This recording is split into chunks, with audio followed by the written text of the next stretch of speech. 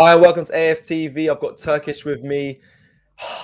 4-1 win to Arsenal. Absolutely buzzing, I must say. It was a great performance from the boys. It seems like everything's coming together now. The players are really showing a good account of themselves. And again, 4-1 at Ellen Road against a team that I keep hearing that you're playing against the Leeds kids, but we actually have a younger side in average age. So that's one thing I want to clear up straight away. But Turkish, how was it for you watching today's performance?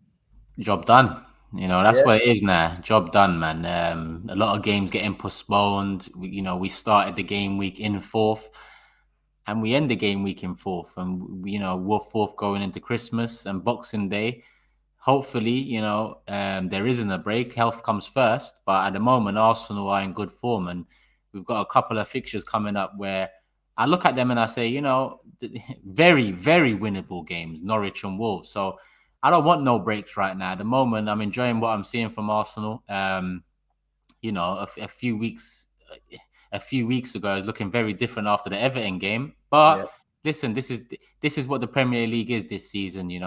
Other teams are not doing their jobs. Other teams are also, getting games postponed because of COVID. All we can do is, like I said, get the job done, and that's what we did today.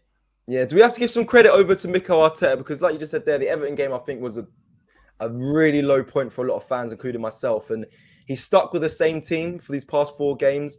They've got the job done, which you just said. They've really turned a corner after the Everton game. There's been a lot of performances that just stepped up from since the Everton game. So you got to give some credit there to Mikel Arteta for that and sticking with them, especially with all the Aubameyang stuff that's been going on in the press recently as well.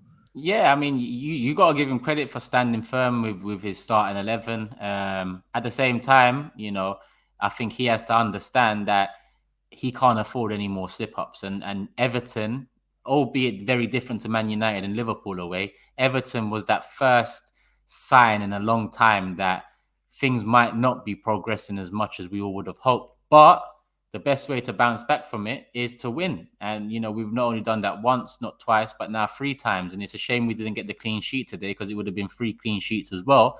But you look at the bounce back from Everton, 3 games, 9 goals scored, 1 goal conceded, cannot complain. That's exactly the sort of result and performances I need to be seeing. Southampton, result and performance. West Ham, result and performance. Today, result and performance. Earlier on in the season, when we was in that 10-game streak without a loss, there was results, but there was very few performances. At least now we're, getting them combined now, which is a big thing. We're coming next week will be the halfway point of the Premier League season if games go ahead.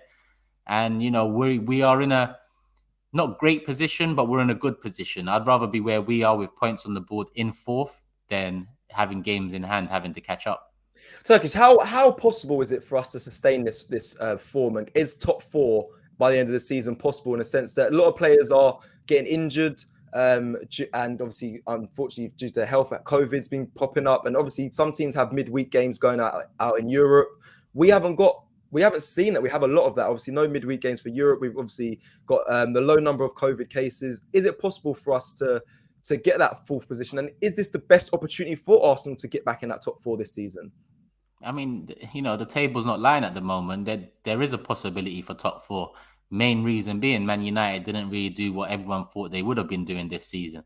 But it is what it is. That's what happens, But it's far too early to kind of say for sure whether we're in for a chance or not. Because look, like I said, 2-3 weeks ago after Everton, it was a very different mood. We sit here today in a very different mood. 2-3 weeks later, hopefully we're in the same mood, but it can be different. And the league table can look different too. There's so many variables at the moment throughout the league and fixtures and COVID and games in hand, points on the board. We've just got to carry on doing what we're doing. And then this question becomes more relevant in probably March. Okay.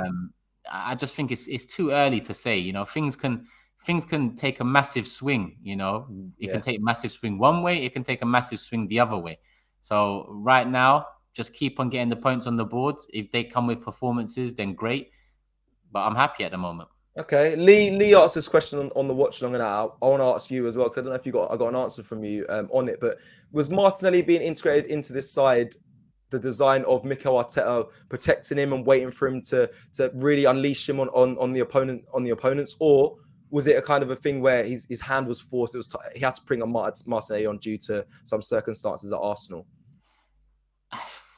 It's tough, isn't it? It's tough. I'd It's a tough lean one. more towards. I'd lean more towards this is Martinelli, and if we had implemented him sooner, we probably would have started seeing this sooner. You look at when Martinelli came in, we had a lot of creative issues. We wasn't scoring as many goals as we would have hoped to be scoring, but Martinelli brings the Oba of old, in a sense. And I don't mean that by goals. I mean that in terms of like the aggression on the pitch. And that's not aggression in tackles. That's aggression in running, finding the space, wanting to be at the end of chances. Martinelli is just always on the ball in that sense. And you look around the team, and even today against Leeds, there was a few opportunities where a counter was on the cards.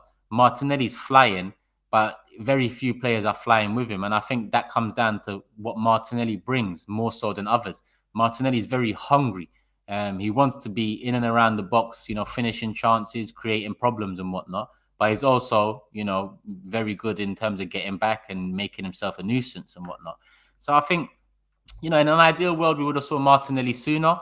But at the same time, I'm also one that said we've got a very young squad and we can't, put too much pressure on their shoulders. And when you start a season with Odegaard, Emil Smith-Rowe, Saka being predominantly your three behind the striker, it leaves very few options in terms of, would I like to see Balogun play more? Yes. Is it wise? Probably not, because he's young. And then if you throw him into an already young squad, that lacks leadership already, then it's bound to cause problems. Similar to Martinelli, his path has been set because, number one, we wasn't fluid in attack, and now number two, Aubameyang's got problems behind the scenes. So it is what it is. None of us are talking about the Oba problems at the moment, which is great news. When Ozil had similar issues in terms of people thinking the contract was the downfall of his career at Arsenal Football Club, it was always in the headlines. You could see performances being affected at times too.